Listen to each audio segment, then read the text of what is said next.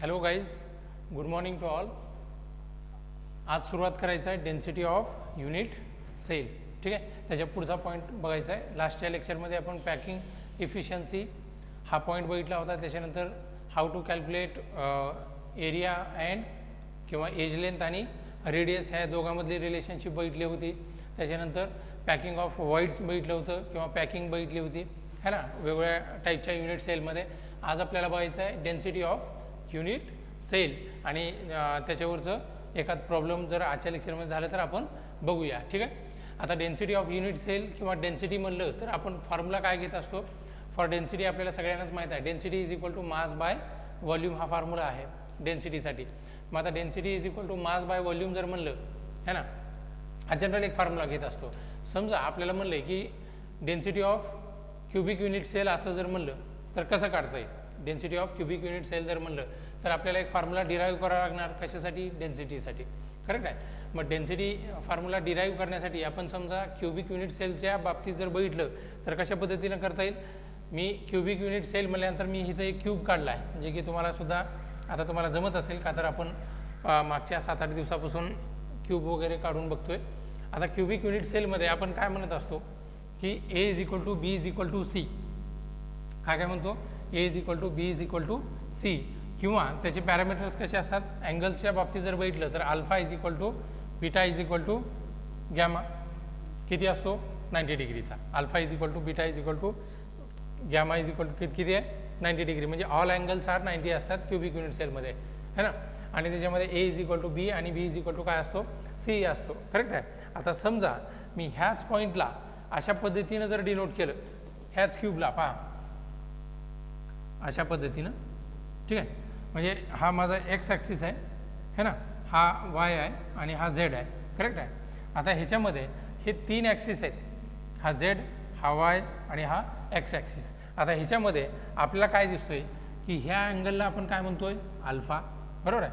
हा अँगल काय असेल गामा आणि हा अँगल काय असेल बीटा असेल है ना. अल्फा बीटा अँड गॅमा काढली, बरोबर आहे. आता इथून इथपर्यंत समजा हे जे दिसतोय आपल्याला है ना, करेक्ट आहे. ह्या कॉर्नरपासून इथपर्यंत जर बघितलं तर हे काय ए आहे समजा, हे आपण लिहिलं इथं. करेक्ट आहे. आणि हा काय असेल बी असेल समजा काहीतरी इथून इथपर्यंत, आणि हा काय असेल इकडं सी असेल. करेक्ट आहे. अशा पद्धतीनं बरोबर अल्फा बीटा आहे गामा. आता इथं आपण बघत असतो युनिटमध्ये किंवा क्युबिक युनिटमध्ये व्हॉल्यूम जर म्हणलं तर व्हॉल्यूम कसं काढतो आपण. डेन्सिटीमध्ये आपल्याला मास आणि व्हॉल्यूम दोन्ही डिराईव्ह करावं लागणार आहे है ना. तर व्हॉल्यूम जर म्हणलं तर आपण काय म्हणतो ए क्यूब असं म्हणतो. व्हॉल्यूम म्हणजेच काय म्हणतो ए क्यूब असं म्हणतो आपण, बरोबर आहे. किंवा आता इथं ए क्यूब घ्यायच्याऐवजी मी बी ए हा इक्वल आहे बी सोबत, बी हा इक्वल आहे सी सोबत, म्हणजे ए क्यूब घेतलं काय आणि बी क्यूब घेतलं काय. काय तर सगळ्यांची लेंथ कशी आहे, एज लेंथ सारखीच आहे, बरोबर आहे. आणि जर समजा हेच डायमेन्शन जर वेगळे राहिले असते, म्हणजे A is not equal to B, तर मला काय करावं लागलं असतं A into B and B into C करावं लागलं असतं. पण मी इथं काय घेतलं ए क्यूब घेतले, का तर सगळेच कसे आहेत बा है ना, इक्वल आहेत सगळेच. आणि त्याच्यामुळे मी काय घेतलं ए क्यूब घेतले. जर ही इक्वल नसले असते तर मी काय केलं असतं ए इज नॉट इक्वल टू बी म्हणल्यानंतर ए इंटू बी इंटू सी केलं असतं. करेक्ट आहे. आणि जनरल फॉर्ममध्ये व्हॉल्यूमला आपण डिनोट कसं करतो व्ही सुद्धा लिहू शकतो. करेक्ट आहे, जे की ए क्यूब असं घेतलं, बरोबर आहे. आता दुसरं मास बघणं गरजेचं आहे. व्हॉल्यूम झालं समजा, मास बघणं गरजेचं आहे. आता मास बघितल्यानंतर आपण काय बघतो की मास ऑफ युनिट सेल जर काढायचं म्हणलं तर कसं काढू शकतो. रँक ऑफ युनिट सेल आपल्याला माहिती असायला पाहिजे है ना, ज्याला की आपण काय म्हणतो झेड असं म्हणतो है ना. रँक ऑफ युनिट सेल म्हणजेच काय, number of atoms present in that cube, ह्याला आपण रँक म्हणतो. म्हणजे नंबर ऑफ ॲटम्स किती प्रेझेंट आहेत त्यालाच आपण काय म्हणतो रँक म्हणतो, किंवा त्यालाच आपण झेड असं म्हणले है ना, ॲटॉमिक मास झेड. करेक्ट आहे. म्हणजे ॲटम्स पर युनिट सेल असं सुद्धा डिनोट करू शकतो. करेक्ट आहे. आणि ॲटमचं मास म्हणल्यानंतर काय असेल, ॲटमचं मास म्हणल्यानंतर काय असेल, कसं काढता येईल. ॲटमचं मास म्हणजेच मोलार मास. करेक्ट आहे, मोलार मास. करेक्ट आहे. त्या ॲटममध्ये प्रेझेंट असलेल्या मोलचा मास. आता मोलार मास आपल्याला जनरली माहीत आहे. आता इथं दिले का कुठं कोणता ॲटम आहे काही नाही, काहीच नाही. मग आता जनरली आपण मोलार मास काढत असताना काय करतो, आपण ॲव्होगॅड्रो नंबर घेत असतो. आपल्याला माहीत आहे ॲव्होगॅड्रो नंबर 11th सुद्धा बघितले आपण 6.022 इंटू 10⁻23. त्यालाच आपण कशानं डिनोट करतो, एन एनं डिनोट करत असतो. हा जो पोर्शन आहे ह्यालाच आपण अवोगॅड्रो नंबर म्हणतो, ज्याला की काय लिहिता येईल एन ए असं लिहिता येईल है ना, अवोगॅड्रो नंबर असेल करेक्ट आहे, इंटू काय नंबर ऑफ ॲटम है mass of atom, molar mass into mass of atom बरोबर आहे. मास ऑफ ॲटम मग आता ह्याच्यावरून आपण कॅल्क्युलेट करू शकतो. मास ऑफ ॲटम करेक्ट आहे, हा काढायचा आहे आपल्याला, मास ऑफ ॲटम हा काढायचा आहे, त्याला साईडला घेतलं मी मास ऑफ ॲटमला है ना, इंटू आता काय होईल है ना, इंटू काय होईल molar mass divided bye Avogadro number हा फॉर्म्युला होईल. म्हणजे आपल्याला मोलार मास काढायचा आहे है ना, मास ऑफ ॲटम काढत असताना molar mass divided bye Avogadro number. आता हे आपण काढलं मोलार मास ठीक आहे. आता मोलार मास काढले आपण है ना, मोलार मास काढले, व्हॉल्यूम काढले करेक्ट आहे. मग आता त्याच्यामध्ये आपण पुटअप करू शकतो करेक्ट आहे, त्या फॉर्म्युल्यामध्ये पुटअप केल्यानंतर सुद्धा येईल. आता पहा आपल्याला ॲक्च्युअल आपण काढतोय काय डेन्सिटी, फक्त मी आतापर्यंत काय सांगितलं तुम्हाला डेन्सिटी आणि व्हॉल्यूम, आणि त्याच्यावरून आपल्याला मोलार माससुद्धा काढून त्या व्हॅल्यूज आपल्याला पुटअप करता येतील. आता लक्षात घ्या डेन्सिटी डिनोट करतो रोनं बरोबर आहे. आता या डेन्सिटी डिनोट करतोय रोनं करेक्ट आहे. तर आपण density is equal to formula लिहिला आहे, density is equal to Z into molar mass divided by volume into N A that is Avogadro number. हा फॉर्म्युला इथंपर्यंत आपण काय केला तयार केला. झेड हा काय रँक आहे है ना, rank of unit cell, M M काय मोलार मास आहे, व्ही काय व्हॉल्यूम आहे, आणि एन ए काय अवोगॅड्रो नंबर आहे, ज्याला की एन एनं आपण काय करत असतो डिनोट करत असतो. इथपर्यंत आलं लक्षात. हे फॉर्म्युला फार महत्त्वाचं आहे पुढच्या प्रॉब्लेमसाठी, आलं लक्षात ठीक आहे. आता ह्याच्यामध्ये मी काय करतो की एक प्रॉब्लेम ह्याच्यावरतीच आपण काय करू डायरेक्टली लगेच घेऊया, म्हणजे हा फॉर्म्युला आपल्याला कसा यूज करता येईल किंवा कशा पद्धतीनं त्याला सॉल्व करता येईल ठीक आहे. मी अगोदर प्रॉब्लेम काय करतो बोर्डावरती लिहून घेतो, त्याच्यानंतर तुम्हाला दाखवतो ठीक आहे. ओके, डेन्सिटीचा एक फॉर्म्युला घेऊ आपण. फॉर्म्युला घेतोय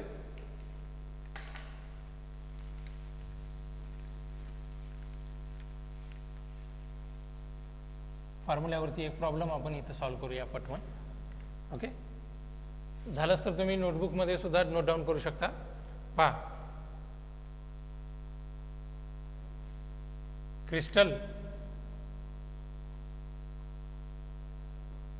है ना, aluminium crystallizes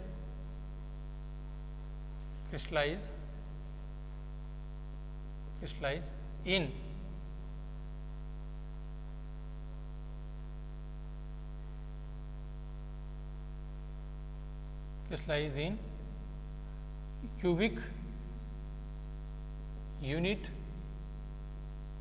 cell and edge length 405 picometer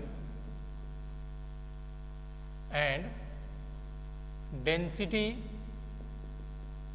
is equal to 2.7 gram per cc.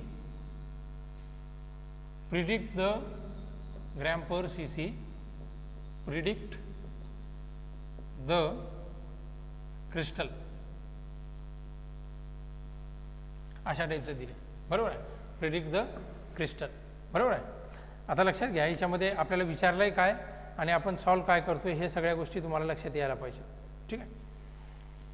आता ह्याच्यामध्ये क्रिस्टल बा ॲन ॲल्युमिनियम किंवा ॲल्युमिनियम असं म्हणा है ना, क्रिस्टलायझेस इन क्युबिक युनिट असं म्हणलं, क्युबिक युनिट सेल बरोबर आहे. Cubic unit cell and edge length दिली आपल्याला.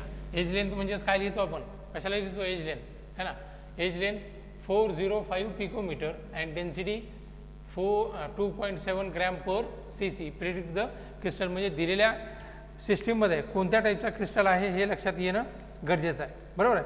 आता आपण तुम्हाला लक्षात येत असेल की मागच्या लेक्चरमध्ये आपण बघितलं आहे झेड इज इक्वल टू 1 आलं लक्षात, जे की रँक आपण म्हणतो.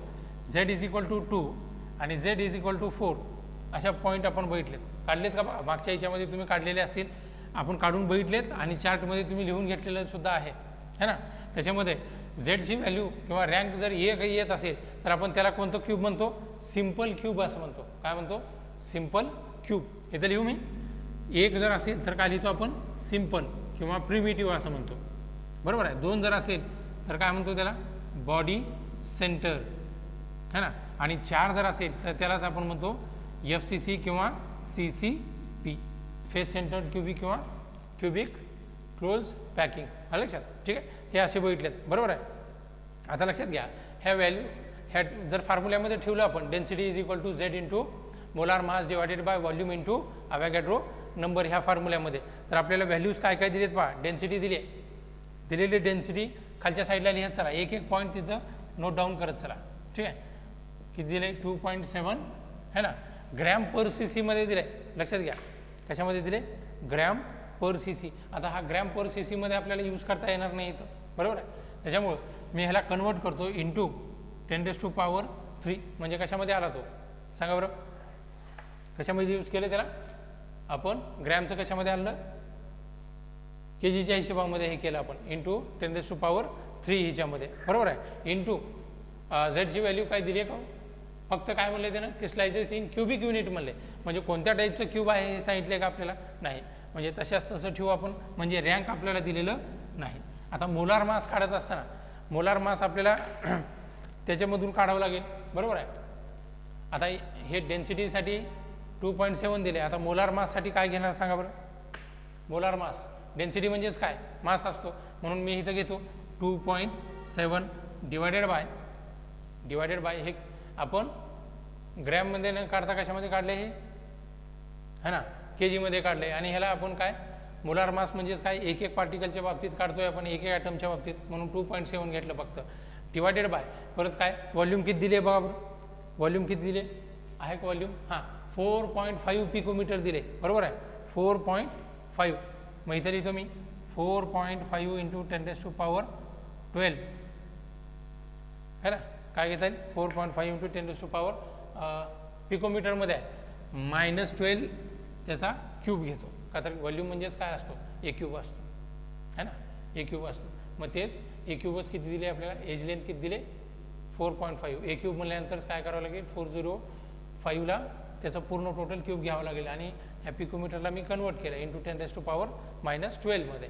परत काय अवॅगॅड्रो नंबर आहे आपल्याकडं काय 6.022 इंटू 10⁻23, बरोबर आहे. हे इथपर्यंत आलं. मग आता आपल्याला Z कॅल्क्युलेट करायचं आहे बा. आता Z कॅल्क्युलेट करण्यासाठी काहीच प्रॉब्लेम नाही तुम्हाला, करेक्ट आहे. हे टोटल कुठे जातील मल्टिप्लिकेशनमध्ये जातील, है ना. म्हणून Z इज इक्वल टू, आता हे तुम्ही तुमच्या लेवलला घरीसुद्धा सॉल्व करू शकता. आता परत त्याच स्टेप मला करण्यासाठी डिवायडेशन मल्टिप्लिकेशन करत बसण्यात आपण वेळ घालवायचा नाही. आणि झेडची व्हॅल्यू इथे किती येते नियर अबाउट, मी ह्याला इक्वल्स टू करण्यापेक्षा असं करतो, ठीक आहे. करून बघा तुम्हाला लक्षात येईल. झेडची व्हॅल्यू किती येते 4च्या जवळपास येते. म्हणजेच रँक जर 4 असेल तर टाईप कोणता असेल, मग कोणता असेल FCC असेल किंवा CCP असेल, दॅट इज है ना फेस सेंटर्ड क्युबिक युनिट किंवा है ना हे काय असेल क्युबिक है ना क्युबिक क्लोज पॅकिंग असेल. हे दोन्हीपैकी आहे, है ना. दोन्ही कसे आहेत सारखेच आहेत. Z इज इक्वल टू काय येईल 4 येईल. इथपर्यंत आलं लक्षात, ठीक आहे. हा एक पॉईंट झाला, ठीक आहे. आता दुसरं एक बघूया आपण, है ना, हाऊ टू कॅल्क्युलेट झेडच्या बाबतीत, किंवा एखादा फॉर्म्युला दिला आहे समजा आपल्याला, तर आपण त्या गोष्टी आपण कशा पद्धतीनं करू शकतो. परत मी हा इरेज करतो आणि त्याच्यानंतर पुढच्या पॉईंटला आपण बघूया. पुढचा एक प्रॉब्लेम बघूया.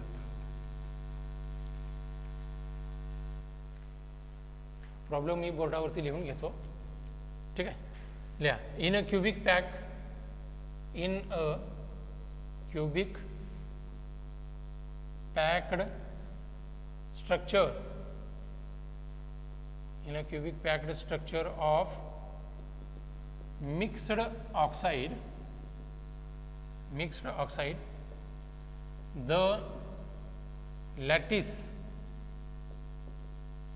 is made up of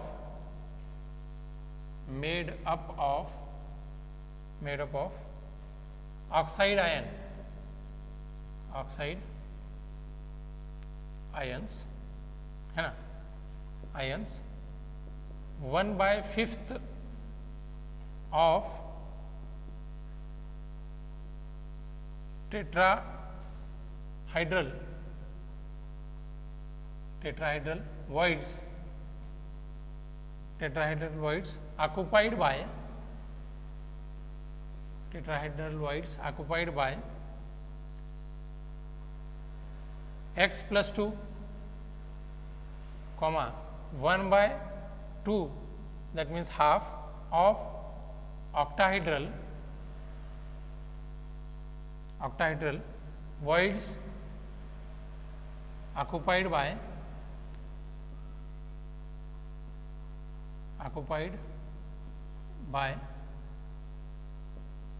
y plus 3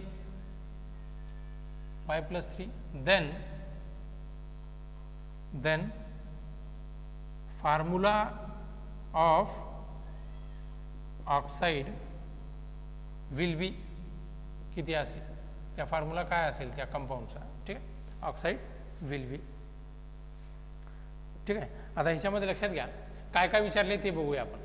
cubic packed structure म्हणले, क्युबिक क्लोज म्हणले, म्हणजेच काय असेल टोटल, म्हणजेच थोडक्यात इथंच त्याने मेन्शन केलं काय असेल तो CCP किंवा त्यालाच आपण काय म्हणतो FCC अशा पद्धतीने, बरोबर आहे. म्हणजे इथंच एक क्लिअर झालं आपल्याला, एक गोष्ट काय झाली क्लिअर झाली.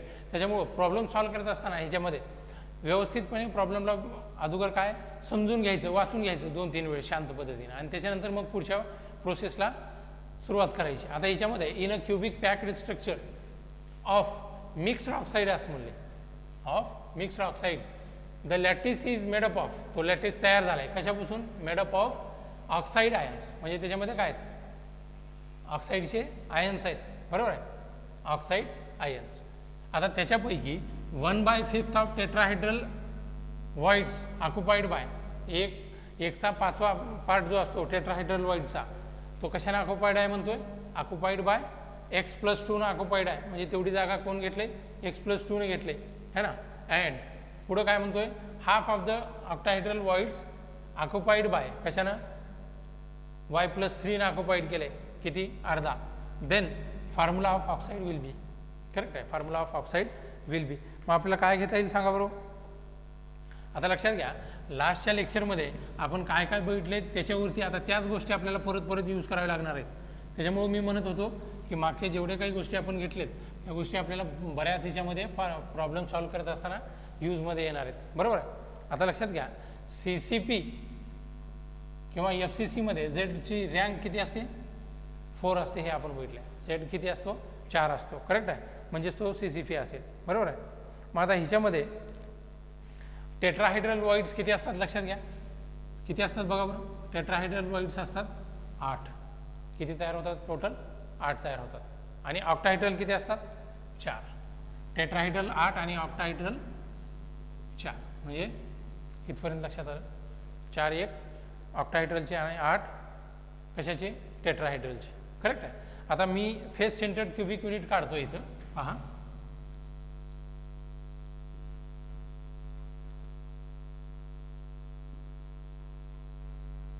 हा एक है ना आपण काढलं. आता आपल्याला काय म्हणतो तो फेस सेंटर्ड म्हणतोय. हे तर काय असतील, कॉर्नरचे असतील, हे सगळ्यांनाच माहीत आहेत तुम्हाला. How many corners, 8 corners. हे 8 कॉर्नर आपण कॉर्नरचे काढले, ठीक आहे. आता फेस सेंटर्ड असं म्हणतोय. आता फेस सेंटर्ड किंवा CCP म्हणलं, FCC किंवा CCP, तर फेस सेंटर्ड म्हणजे नंबर ऑफ किती येतील, समजा ह्याला एक म्हणलं मी, हा एक असेल, हा एक असेल, हा एक असेल, अशा पद्धतीने. फेस सेंटर्ड कसा असतो, प्रत्येक फेजमध्ये काय असतो, एक एक ॲटम सेंटर पॉईंटला ठेवलेला असतो, त्याला की फेस सेंटर्ड असं म्हणतो आपण. फेसच्या सेंटरला समजा, म्हणजे हा एक समोरची तुमच्या भिंत दिसते आहे, तर त्या भिंतीच्या मधोमध काय असेल, एक असेल है ना, इथं ठेवलेला एक. प्रत्येक फेजला 6 फेज असतात बघितलेत आपण. हे फेज एक, समोरची एक, करेक्ट आहे, वरची एक, खालची एक, लेफ्टची एक, राईटची एक, की झाले 6 झाले, करेक्ट आहे. आता हे पूर्ण 6चे 6 आपण काय केले त्याच्यामध्ये पुटअप केलेले आहेत, बरोबर आहे. आता ह्या फेस सेंटर्डमध्ये आपल्याला तो काय म्हणतोय की टेट्राहेड्रल वॉइड्स किती आहेत म्हणतोय, 8, करेक्ट आहे. मग टेट्राहेड्रल वॉइड्समध्ये काय म्हणतोय तो, मिक्स्ड स्ट्रक्चर आहे, मिक्स्ड ऑक्साईड आहे, made up of 1/5 of tetrahedral voids. Number of tetrahedral voids किती आहेत आपल्याकडे, 8 आहेत. मग त्यांचं किती घ्यायचं आहे, 1/5 है ना, 5 घ्यायचं आहे. म्हणजेच 8 आहेत म्हणल्यानंतर मी असं लिहू का,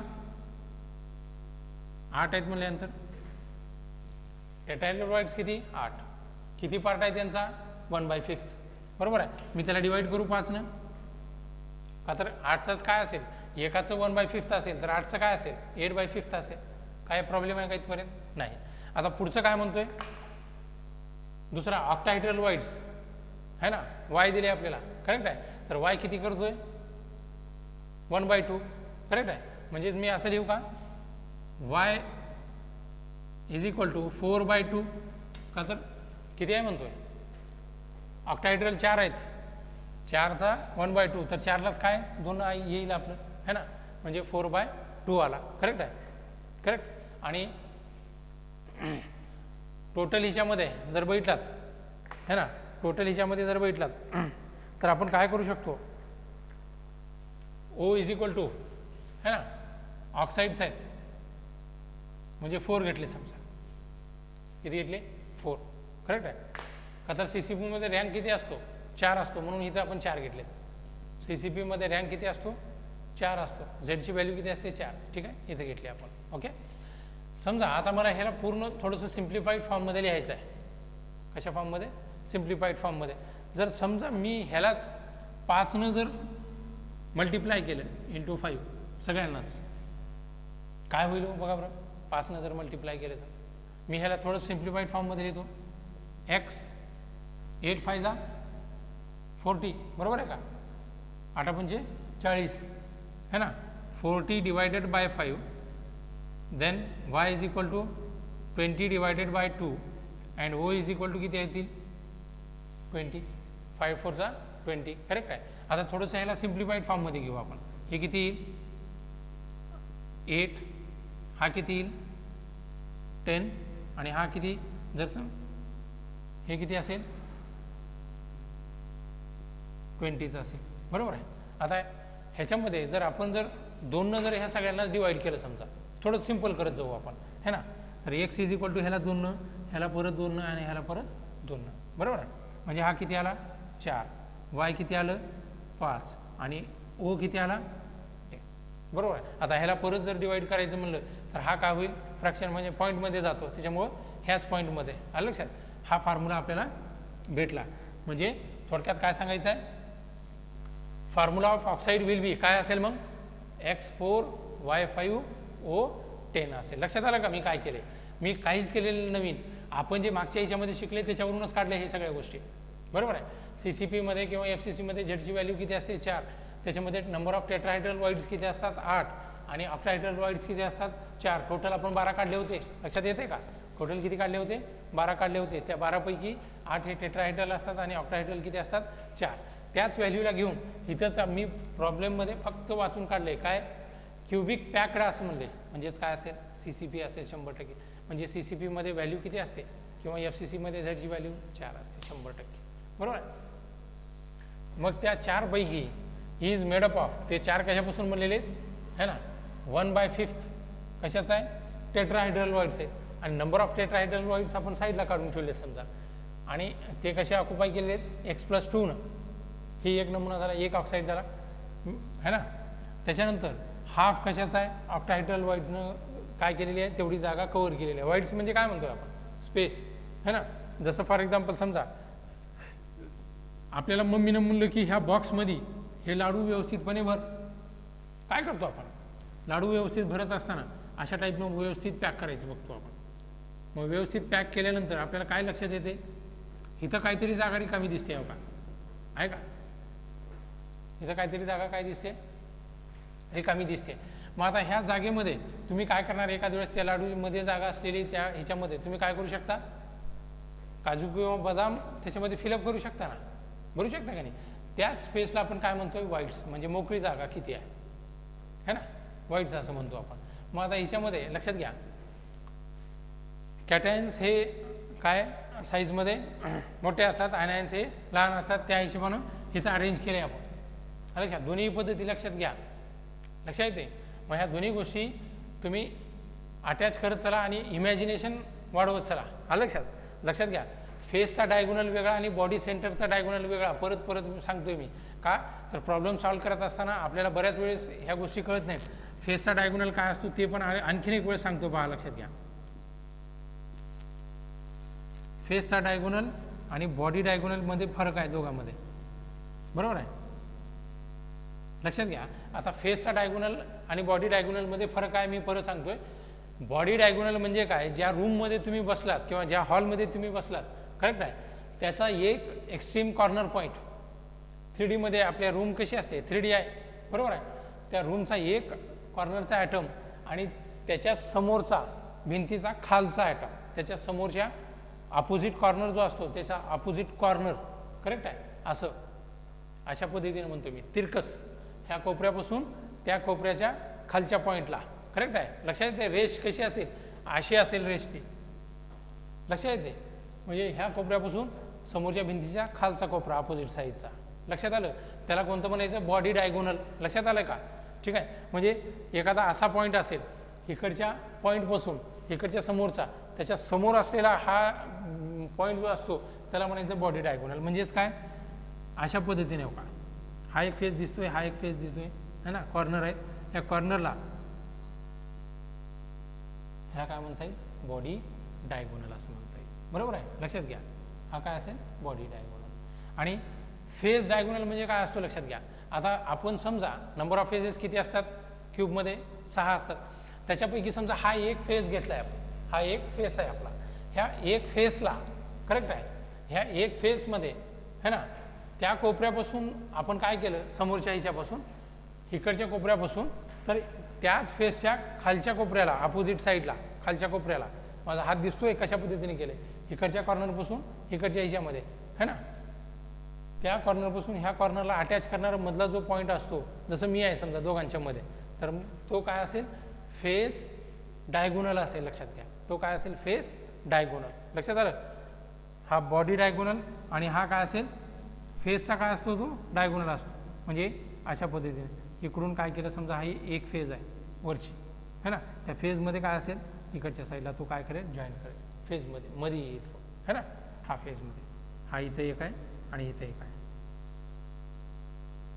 हा फेज असेल. का तर वरचा एक फेज आहे, खालचा एक फेज असेल, इकडचा एक, इकडचा एक, तिकडचा एक आणि समोरचा एक, असे.